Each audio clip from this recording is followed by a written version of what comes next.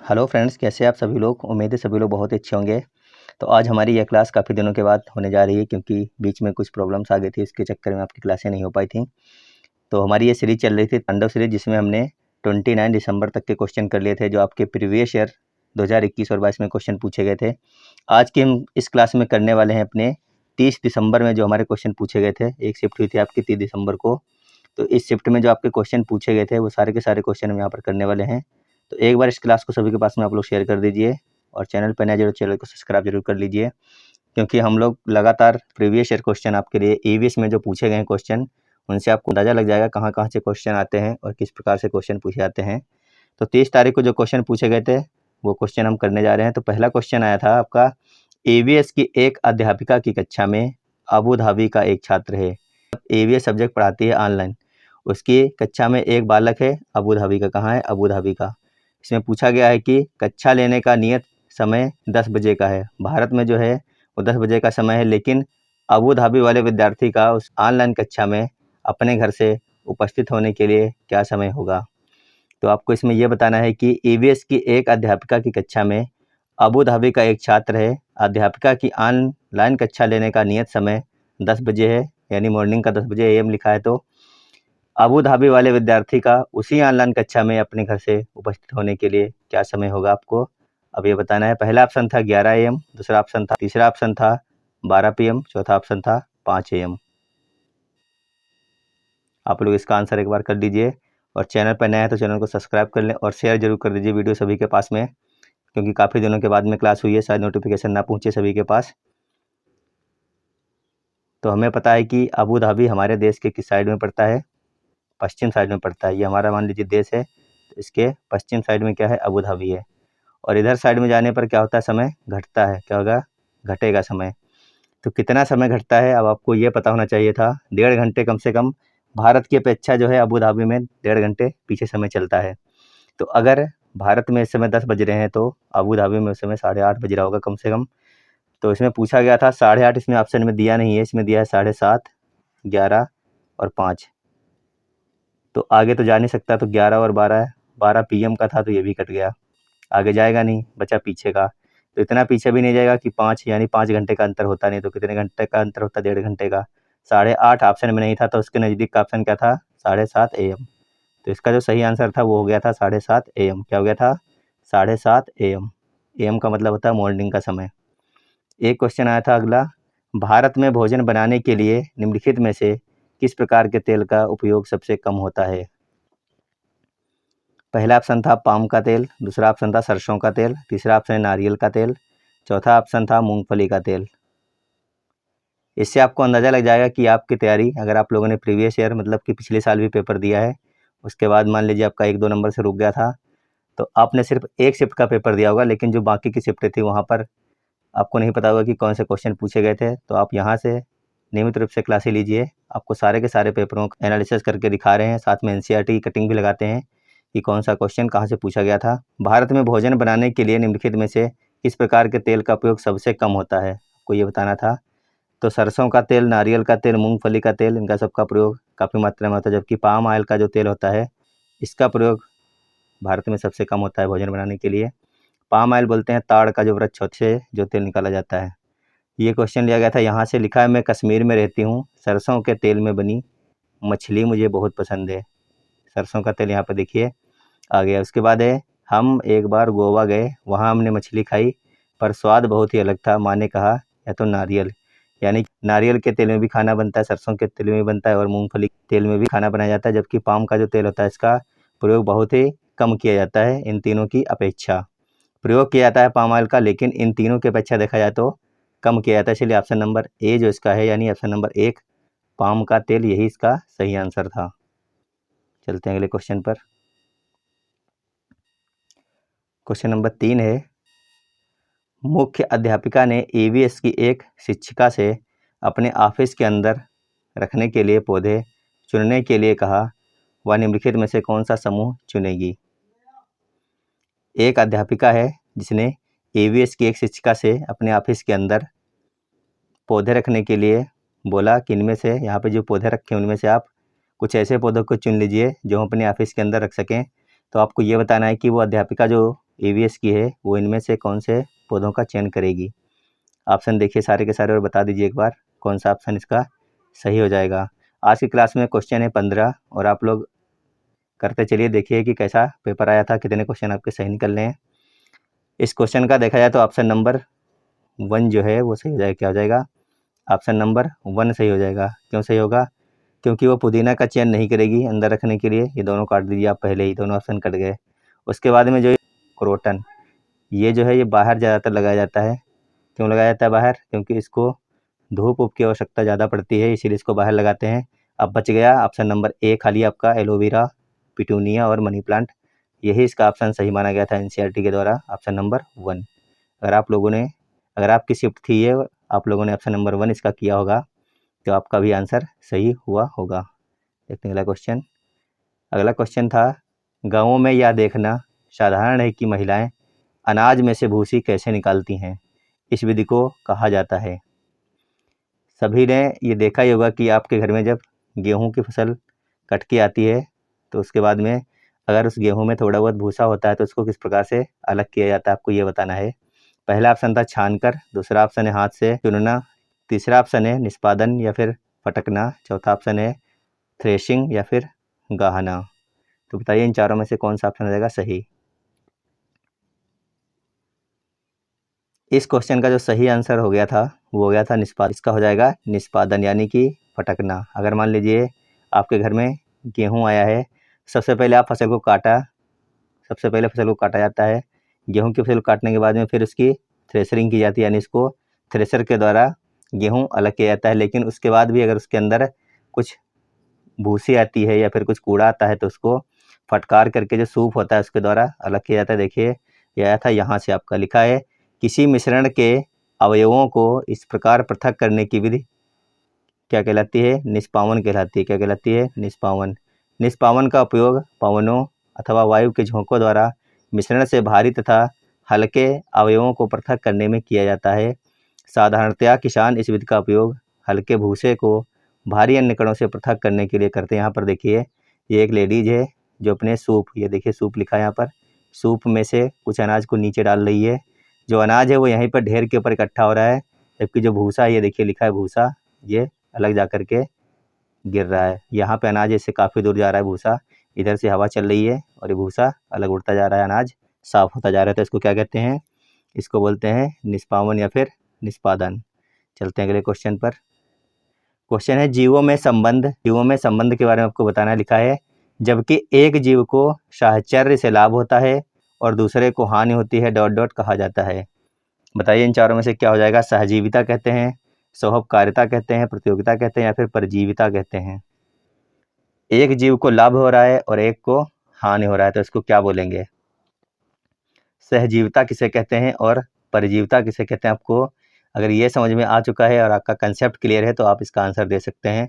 सहजीविता उसे कहते हैं अगर कोई दो जीव हैं, मान लीजिए भैंस है, उसके ऊपर बगुला बैठा है और वो बगुला उस भैंस के कीटों को खा रहा है, जो उसके जू हैं या फिर कोई उसके कीड़े लगे हैं उनको खा रहा है, तो दोनों को फायदा हो रहा है। बगुला का भोजन मिल रहा है और भैंस को उन कीटों से छुटकारा हो रहा है, उनको कहते हैं सहजीविता। और जो परजीविता है वो किसको बोलते हैं? वो बोलते हैं सिर्फ एक, दोनों में से सिर्फ एक को लाभ होना और दूसरे को उसके द्वारा किए गए कार्य से कोई भी फायदा नहीं होता। मान लीजिए कोई भैंस है, पानी में नहाने के लिए गई और उसके जोंक लग गई, जोंक ने उस भैंस का खून पी लिया तो जोंक को फायदा हो गया, उसको भोजन मिल गया, लेकिन भैंस को उससे कोई भी फायदा नहीं हुआ जोंक से, तो उसको बोलते हैं परजीविता। क्या बोलते हैं? परजीविता, यानी ऑप्शन नंबर 4 इसका बिल्कुल सही हो जाएगा। क्वेश्चन कहाँ से आया था? क्वेश्चन आया था आपके NCERT बुक से। लिखा है वे जीव जो किसी अन्य जीव पर आश्रित होते हैं परजीवी जंतु कहलाते हैं, जैसे जोंक। उसके बारे में हम लोग बात कर चुके हैं, तो इसका ऑप्शन नंबर 4 अगर आप लोगों ने किया था तो आपका बिल्कुल सही हो जाएगा। एक बार सभी लोग क्लास को शेयर कर दीजिए अपने सभी साथियों के पास में, और नए जुड़े हैं तो चैनल को सब्सक्राइब करने और वीडियो को लाइक करने। अगर वीडियो अच्छी लग रही हो तो फिर देखते हैं अपना अगला क्वेश्चन।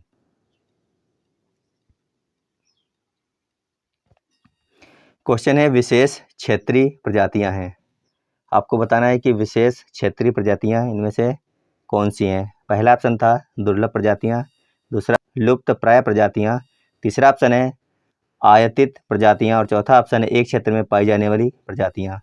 तो इसका जो ऑप्शन किया था लड़कों ने वो किया था ऑप्शन नंबर 4, एक क्षेत्र में पाई जाने वाली प्रजातियां। लेकिन इसका जो एनसीईआरटी ने माना है वो माना था ऑप्शन नंबर 2 लुप्त प्राय प्रजातियां, इसका एनसीईआरटी ने माना था ऑप्शन नंबर 2 जो है बिल्कुल सही होगा। लेकिन अगर यहाँ से पढ़ के देखेंगे क्वेश्चन को विशेष क्षेत्र, तो ये इसका जो अर्थ होता है वो यही होता है कि एक क्षेत्र में पाई जाने वाली प्रजातियां, विशेष क्षेत्र का मतलब। लेकिन एनसीईआरटी ने क्यों ऐसा माना था, आपका एक चैप्टर दिया उसमें देखिए लिखा है red data book, NCERT book में ये प्रोफेसर अहमद बच्चों को रेड डाटा पुस्तक के विषय में समझाते हैं। वह उनको बताते हैं कि रेड डाटा पुस्तक वह पुस्तक है जिसमें सभी संकटपन्न स्पीसीज, यानी कि जो ऐसे, संकटापन का मतलब होता है दुर्लभ, यानी कि जो जीव या फिर जो पेड़ पौधे बहुत ही कम मात्रा में हमारी पृथ्वी पर बचे हैं, उनको क्या बोलते हैं, उनको बोलते हैं संकटापन्न स्पीसीज का रिकॉर्ड रखा जाता है। यानी कि जो जीव या फिर जो पौधे हमारी पृथ्वी पर कम बचे हैं उनका रिकॉर्ड किस में रखा जाता है, वो रखते हैं रेड डाटा बुक में। पौधे, जंतुओं और अन्य स्पीसीज के लिए अलग अलग रेड डाटा पुस्तकें होती हैं। रेड डाटा पुस्तक के विषय में अधिक जानकारी आप कंप्यूटर से भी प्राप्त कर सकते हैं। तो यहाँ से क्वेश्चन लिया गया था, इसीलिए इसको ऑप्शन नंबर 2 जो है बिल्कुल सही माना गया था एनसीईआरटी के द्वारा, लुप्त प्राय प्रजातियाँ। आगे देखते हैं, आगे क्वेश्चन था आपका क्वेश्चन नंबर 7, निम्नलिखित में से कौन सा या फिर कौन से वनों उन्मूलन के परिणाम हैं। आपको बताना है वनों उन्मूलन के परिणाम इनमें से कौन कौन से हो जाएंगे। पहला ऑप्शन था वायुमंडलीय तापमान में वृद्धि, दूसरा ऑप्शन है वायुमंडल में CO2 के स्तर में वृद्धि, तीसरा ऑप्शन है भौम जल स्तर में वृद्धि, चौथा ऑप्शन है बाढ़ और सूखे जैसी प्राकृतिक आपदाओं के होने की संभावना में वृद्धि। तो इन चारों में से कौन सा ऑप्शन सही होगा, आपको ये बताना था क्वेश्चन नंबर 7 में। ये आपके क्लास 7 की साइंस से बुक से क्वेश्चन पूछा गया था ये जो है, और काफ़ी अच्छा मतलब पेपर बना था। EVS का थोड़ा सा हार्ड लेवल आया था, 30 दिसंबर की जो शिफ्ट हुई थी, हार्ड लेवल इसको बोल सकते हैं थोड़ा सा। ये क्वेश्चन देखिए यहाँ से लिया गया था, आपका लिखा है पहेली एवं बूझों ने वनोन्मूलन के परिणाम याद करने का प्रयास किया। उन्हें स्मरण है कि वनोन्मूलन से पृथ्वी पर ताप एवं प्रदूषण के स्तर में वृद्धि होती है। इससे वायुमंडल में कार्बन डाइऑक्साइड का स्तर बढ़ता है, भौम जल स्तर का भी निम्नीकरण हो जाता है। उन्हें पता है कि वनोन्मूलन से प्राकृतिक संतुलन भी प्रभावित होता है। लिखा है कि नहीं लिखा, ये देखिए पूरा, ये हमने आपके उसी चैप्टर में से कटिंग डाल दी है सीधे निकाल करके कक्षा 7 की साइंस की बुक से। तो इसका सही आंसर अब देखते हैं क्या होगा, वायुमंडल तापमान में वृद्धि, क्या इसका सही हो जाएगा। आप लोगों ने इसमें हो सकता है कि ऑप्शन नंबर 4 चूज किया हो, लेकिन इसका सही आंसर हो जाएगा ऑप्शन नंबर 3। क्या क्या हो गए, पहला, दूसरा और चौथा, यानी कि ऑप्शन नंबर ए वायुमंडलीय तापमान में वृद्धि बिल्कुल सही है। दूसरा क्या हो जाएगा, वायुमंडल में CO2 के स्तर में वृद्धि बिल्कुल सही हो जाएगा।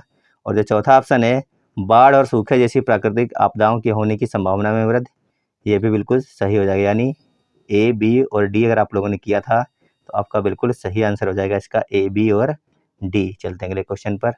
अगला क्वेश्चन है क्वेश्चन नंबर 8, पढ़िए एक बार क्या है क्वेश्चन नंबर 8।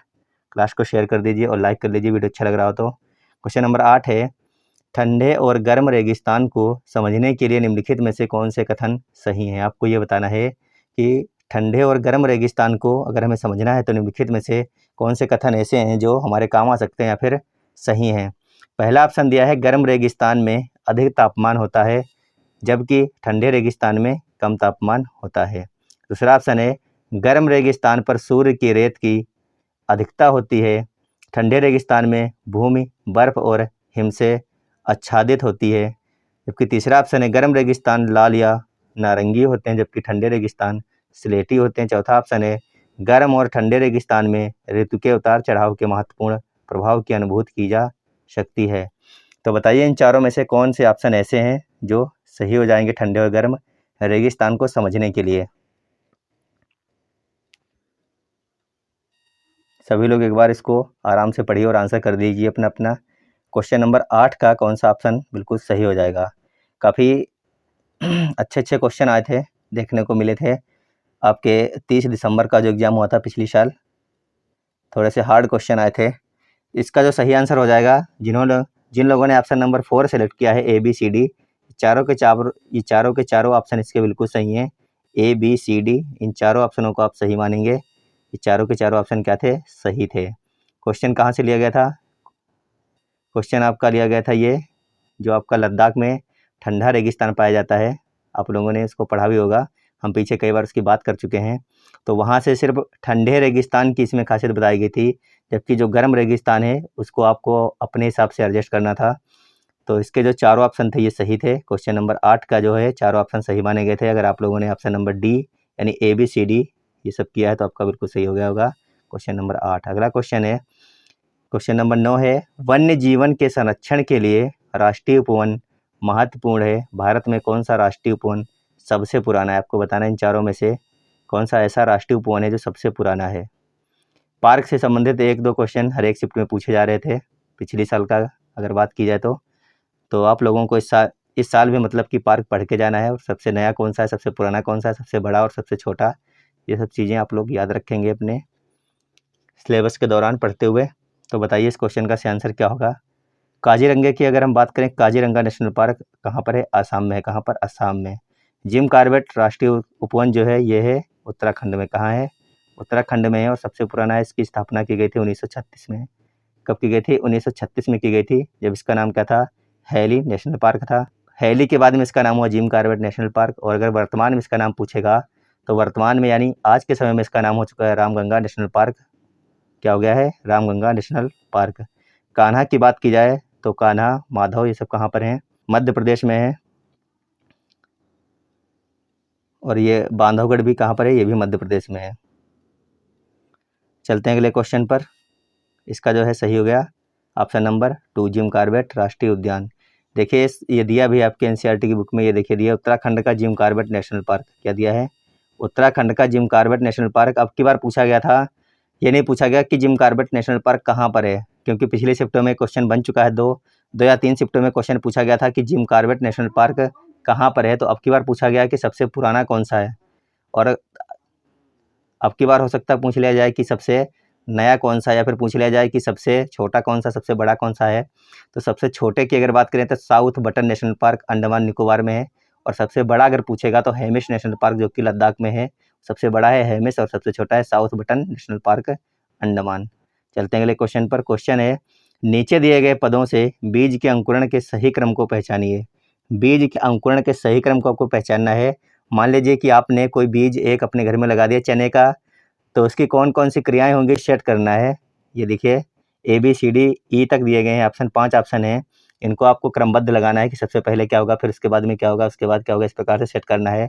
पहला ऑप्शन दिया गया है, पत्तियां आने के बाद अल्पवयस्क पौधा अपना भोजन स्वयं बना सकता है।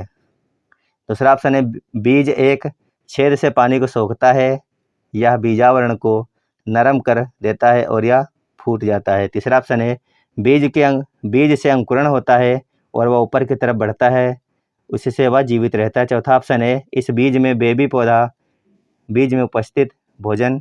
उसके बाद में है, बीज से एक छोटी जड़ निकलती है जो कि नीचे की ओर बढ़ती है। तो इन चारों में से सबसे पहले क्या आएगा, आपको क्या लग रहा है क्या होगा क्वेश्चन नंबर 10 का सही आंसर?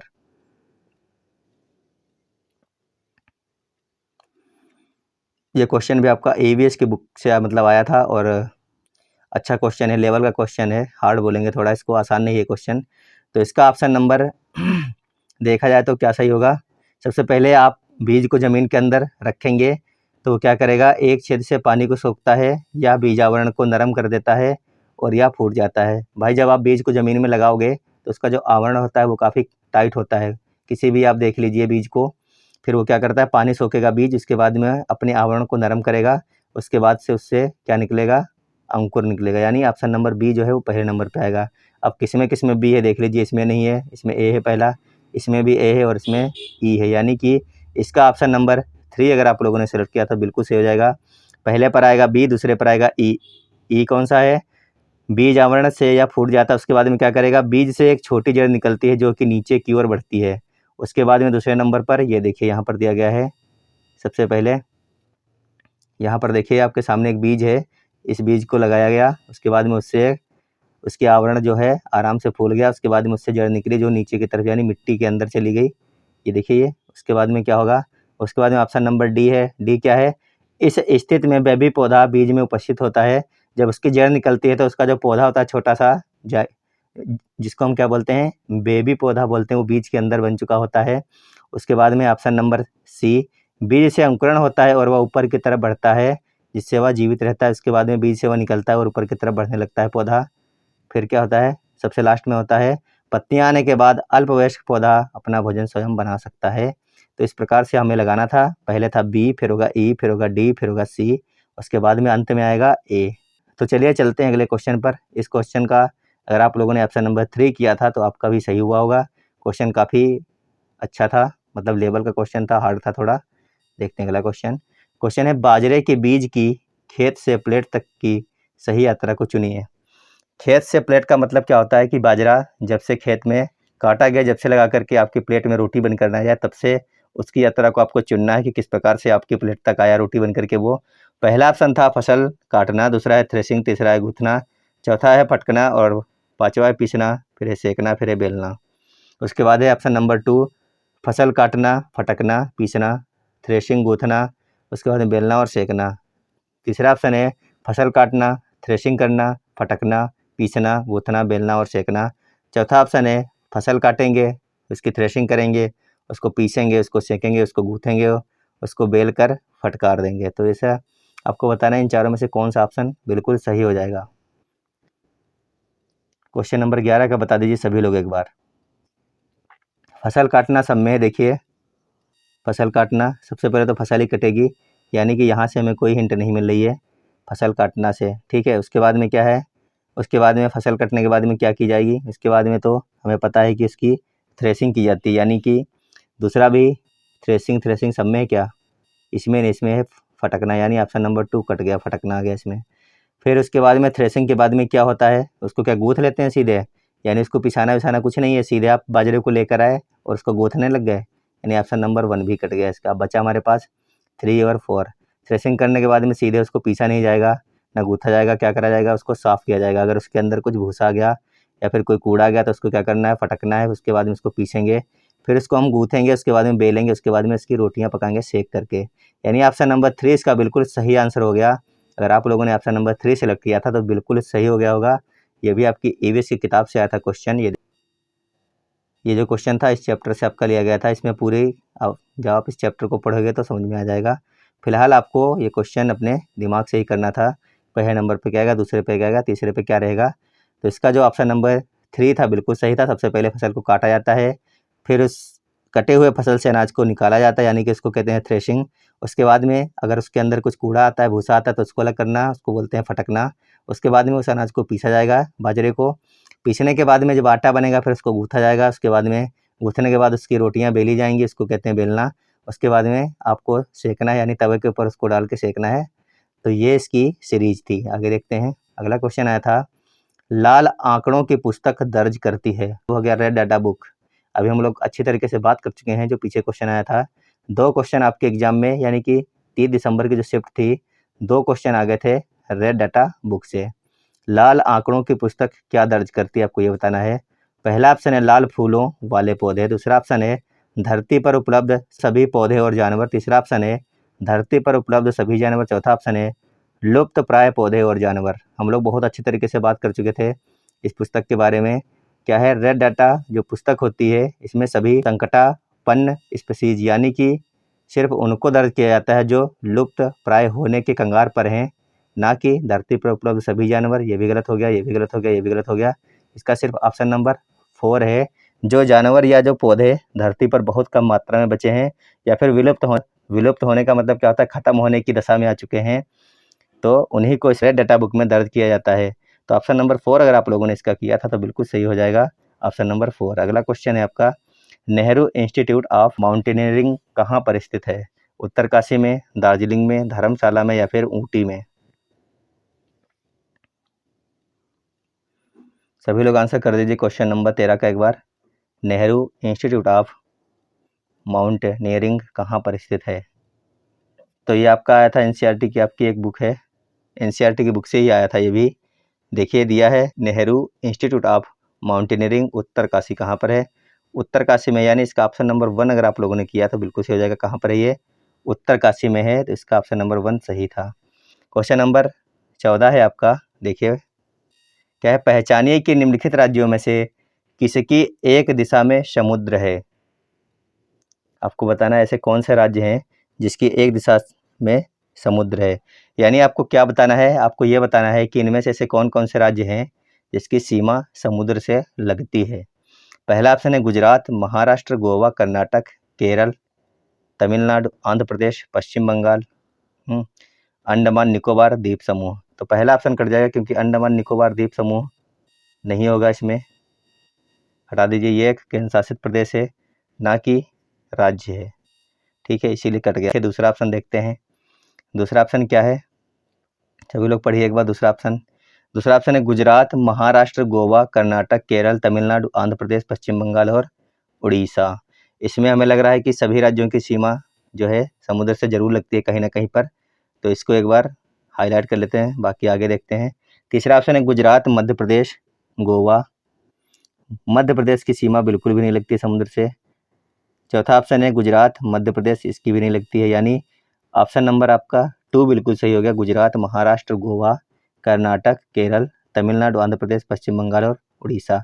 अब एक बार हम लोग मैप में भी देखेंगे कि ऐसा है या फिर नहीं है, इनकी सीमा लगती है या फिर नहीं लगती है। देखिए सबसे पहले देखते हैं, गुजरात सीमा लगती है ना, महाराष्ट्र उसकी भी लगती है, गोवा ये देखिए यहाँ पे गोवा है, इसकी भी सीमा लगती है समुद्र से।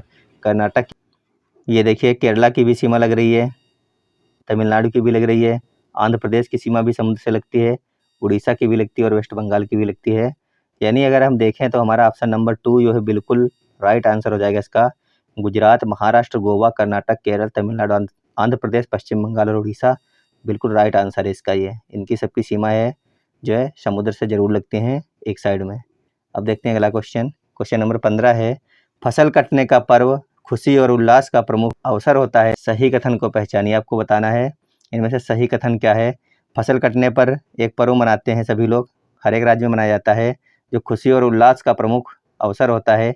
तो आपको बताना इनमें से सही कथन कौन सा है। पहला ऑप्शन है उत्तर प्रदेश, बिहार और मध्य प्रदेश में तिल संक्रांति को मनाया जाता है, या उसके बाद दूसरा ऑप्शन है झारखंड में पोंगल और तमिलनाडु में नवान्न को मनाया जाता है। तीसरा ऑप्शन है गुजरात लोहड़ी को मनाता है और केरल ओणम को मनाता है। चौथा ऑप्शन है महाराष्ट्र में गुड़ी पड़वा, असम में बिहू और पश्चिम बंगाल में नवन्ना मनाया जाता है। तो आपको बताना इन चारों में से कौन सा ऑप्शन बिल्कुल सही हो जाएगा। तो इसका ऑप्शन नंबर 2 अगर आप लोगों ने किया तो बिल्कुल सही हो जाएगा। उत्तर प्रदेश और बिहार और मध्य प्रदेश में तिल संक्रांति को मनाया जाता है यह पर्व, जो कि फसल कटने से संबंधित है। और डी क्या है, महाराष्ट्र में गुड़ी पड़वा और असम में बिहू और पश्चिम बंगाल में नवान्ना मनाया जाता है। यानी ऑप्शन नंबर ए और डी इसके दोनों ऑप्शन जो हैं बिल्कुल सही हो जाए। इसका जो ऑप्शन नंबर ए और डी अगर आप लोगों ने सेलेक्ट किया तो बिल्कुल सही हो जाएगा। क्वेश्चन आपका आया था, लिखा है सूरज की गर्मी बढ़ने से खेतों में खड़ी फसल तेजी से बढ़ेगी, सभी प्रांतों और इलाकों का अपना रंग और अपना ढंग नजर आता है। इस दिन सब लोग अच्छी पैदावार की उम्मीद और फसलों घर आने की खुशी का इजहार करते हैं। उत्तर प्रदेश, बिहार, मध्य प्रदेश में मकर संक्रांति या तिल संक्रांति पर यह त्यौहार मनाया जाता है। असम में बिहू, केरल में ओणम, तमिलनाडु में पोंगल, पंजाब में लोहड़ी, झारखंड में सरहुल, गुजरात में पतंग का पर्व सभी खेतों और फसलों से जुड़े त्यौहार हैं।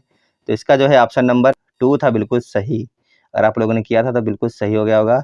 तो आज की हमारी ये क्लास थी जिसमें हमने 15 क्वेश्चन किए हैं। 15 क्वेश्चन वही किए हैं जो आपकी 30 दिसंबर 2021 को पूछे गए थे। तो आप लोग बताना कि आज की इस क्लास से आपके 15 में से कितने क्वेश्चन सही निकले। अगर आपके 6 से 7 क्वेश्चन भी सही निकले हैं तो बहुत ही अच्छा आपका स्कोर रहा होगा, क्योंकि सारे के सारे क्वेश्चन हार्ड आए थे इस दिन। तो बताना जरूर कमेंट बॉक्स में कितने क्वेश्चन सही निकले। तो मिलते हैं आपको अगली क्लास में। जब तक आप लोग स्वस्थ रहिए, मस्त रहिए, तैयारी करते रहिए। धन्यवाद, बाय बाय।